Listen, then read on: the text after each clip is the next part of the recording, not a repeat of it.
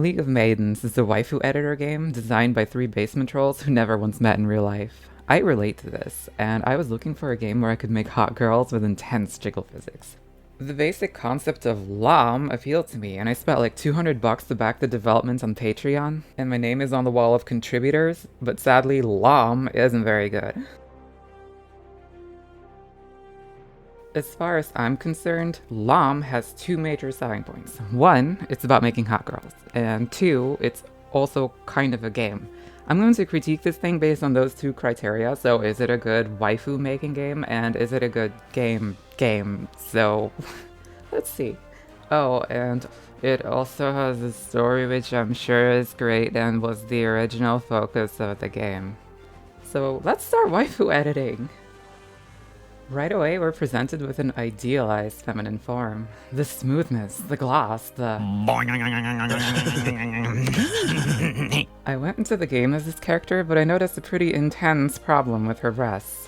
Now, I'm not one of those made-up caricatures of a leftist. I got this game because it was a waifu editor. I'm into girls. Here's proof that I commissioned art of my boyfriend's OC. I mean, look at that. I mean, you can't see it because I censored it, but look at that. Oh my. Okay, moving on. Honestly though, not judging, but I prefer slightly more realistic proportions, so let's make a girl who won't get smacked in the face by her own titties. Oh, and I just use a slider. Actually, this game is full of sliders. It prides itself on having hundreds of sliders. And I guess using these sliders we can make the perfect waifu, so why don't we just start over again and see what happens. Alright, there's a problem. This face looks too Jeffrey Epstein-y for my taste. Can we use sliders to make her look like less of a child? No, we can't. Actually, no matter how hard I try, unless I swap races to like a bumpy sort of otherworldly thing, I really cannot make her look over 30. It's like Hollywood. Now, I showed this clip to my bae and to some other friends, and the reaction was always the same. How young is this character? Couldn't be older than 14. Okay, preset number 2? Yes. Like 15. 15. So I've got 15. Everything's so glossy. This is just the same face as the second one. This one looks older, but of course that's all a trick. You change the race, you change the skin tone, and what do we have? A somewhat alien-looking 13-year-old? I'm gonna be just... Yeah. Yeah, okay. These are all presets, so this is what they think you should start with, I guess. So yeah, maybe they should have just made a few sliders for age. Ooh, what's this? Genitals? Yeah, this game has nudity, and actually to the game's credit, it looks pretty nice. I mean, unless you mess with the settings, then it gets real horrifying real fast. So, I mean, that's alright. It's alright, yeah. I mean, I petitioned for adding wieners as an option, but that suggestion fell on deaf ears. It was actually a pretty popular request, too, but I guess the development team's idea of a woman is way too much on the chest and hips and way too young for college. Now, normally I'm more into dressing up the character rather than messing with her proportions, but the dress-up part is where LOM really disappoints. First of all, this one looks like a, you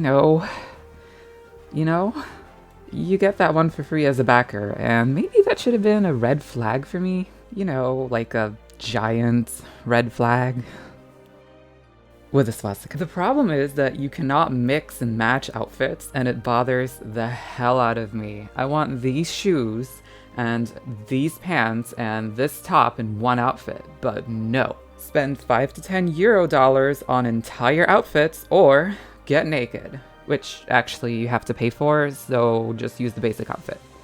Well, great. Very waifu editor of you. Where's the can I make my own freaking outfit slider? My problem with these sliders is that sometimes it can go very wrong very fast, while other times it looks very right until you turn the camera and realize her bones are sticking out of her butt. And then there's the monetization. Glasses, pay up. Ears, pay up. Masks, pay up.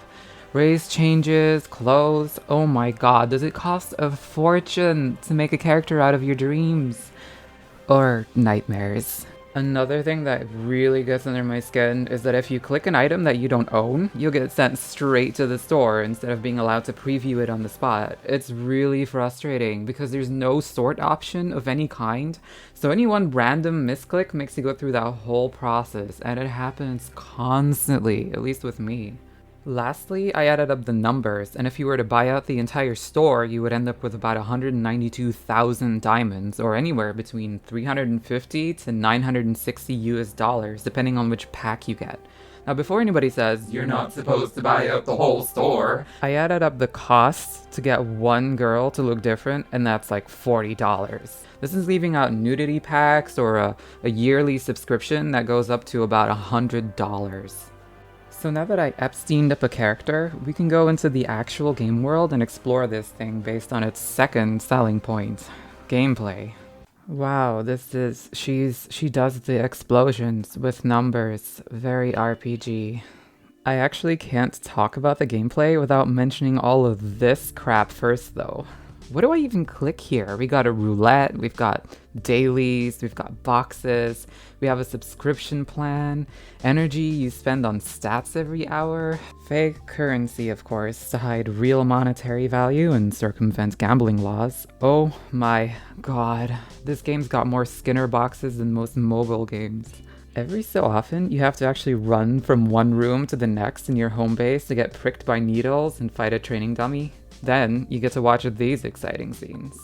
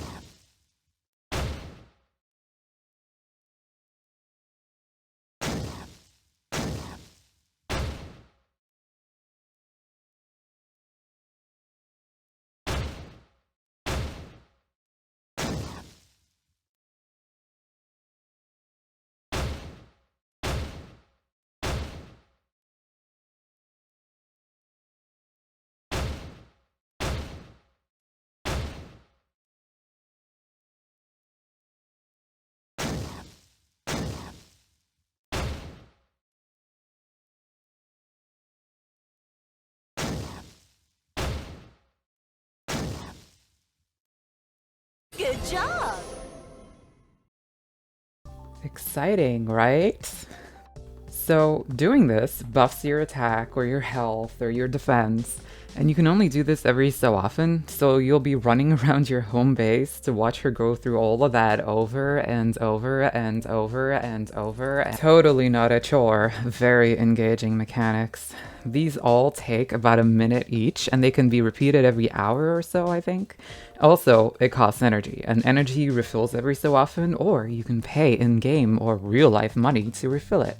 Now, for the record, I actually complained about this several times during development, so naturally they kept it in the final release of the game. Between clicking roulettes and watching your waifu get surgery, there is actual gameplay though. There are several game modes, and this is where less is more really starts to resonate with me. There's a main quest mode with an actual really bad story, but it quickly turns into a glorified monster farm. The city's not all that exciting, and these graphics are really... Let me put it this way. The reflections in the windows actually show daytime even though it's night. The cars have weird chromatic reflections that don't make any sense. I mean, I don't have to explain this. And there is so much more about the graphics, like the screen's blurry on the sides, the bloom is crazy. I maxed out all my graphics. There's textures that just look completely unfinished. It's weird. It's the same tiles repeating themselves over and over. Combat animations look fine until you actually get hit. Then you're just standing there doing like a weird little jiggle with your arms. The swimming animations are just bizarre. And if I hit the attack button while underwater, this happens. The models look good, but everything else looks so empty, so lifeless, so detached from everything. It's as if this game was put together by an AI or an alien who was told what humans are like and how they live. And if that wasn't bad enough, there are other areas, and they all look as bad as this. Props to whoever made this sky though. That's a very nice looking sky. Now I actually do love the fact that you can fly around in the game world. It makes me feel like a total superhero. And whacking random aliens may only be surface level fun, but hey, at least we're having some amount of fun. The coolest skill in the game, though, is that you can become huge and you can trample things. Speaking of which, there are timed bosses, and they're even bigger, and I love the idea of turning myself huge so I can have like a giant Waifu battle, but actually when I did try that, I just got stomped. One thing worth mentioning by now is probably the music. I like the music. I think it's worth paying for. I think it's really well done. I don't like all of it, but that's kind of normal, and the one we're listening to right now is actually my favorite.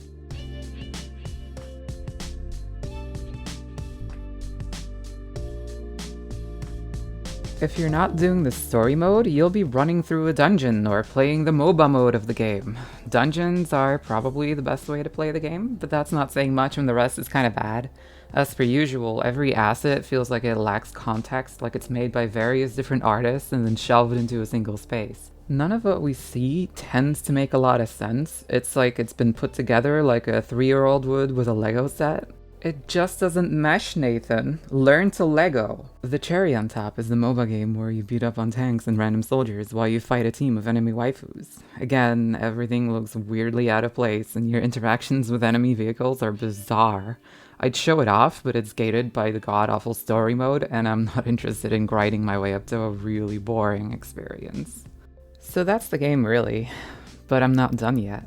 It's time to talk about games as a service, which is what this thing is, despite being a largely single-player experience. I've pointed out the loot boxes, the energy system, the roulettes, the fact that subscriptions give you added value and progression, the expensive outfits and accessories, and as we all know, us capital G gamers are logical creatures who care about journalistic integrity. To prove this, I actually left a scathing review on a League of Maidens video, after which the developer responded with patience and understanding. Actually, they called my review fake news, assumed I said things that I didn't, and then engaged in whataboutism. What about the monetization of Black Desert Online, though? Dude, I spent $200 on your game. The least you could try and do is diffuse the situation, not use Trumpisms on your customers. Also, they technically said that there are like thousands of sliders. There aren't. By their own admission, in their own store page, they've only got about 200 or so. Now who's spreading fake news? I should really finish this review, but this song is so good. Let's just keep going for a little longer. I responded with my own reasonable comments to their comments. A little later, the League of Maidens people did respond to my admittedly bitchy reaction and apologized for using the term fake news.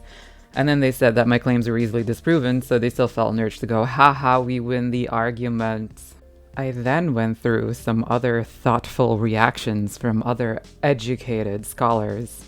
This is the game we need in this age of overblown wokeness. Honestly, I'm happy to at least be giving money to a div that won't bend the knee to the angry Twitter mob, which I'm sure this game will get, if it hasn't already.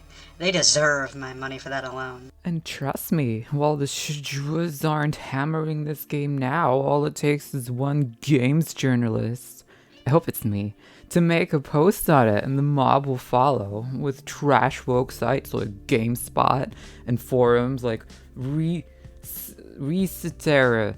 It's almost a certainty these days. Lastly, I want to senselessly dig into the fact that the dev practically begged their Patreon members to do their promotional work for them, stating that the success of their game relies on us. This whole thing is covered in bold and cast lock, begging us for our help. Here I thought that giving money to them was my way of trying to help them make their game, but now they want me to do their promotional work for free? Am I being weird for thinking that's kinda stupid? Anyway, I think I did my part. In conclusion, maybe they should have just made it into a hot online sex game so I can get my ERP on, but nah. It's mediocre in every respect and heavily monetized. Plus, the actual sex in these games is never any good anyway, because they just log out on you as soon as they drench their keyboard with their love juice and the shame sets in. Oh, work called the second I emoted peeing on your sweaty waifu? I'm sure tomorrow you'll be writing out an apology for suddenly leaving so you can do it all over again.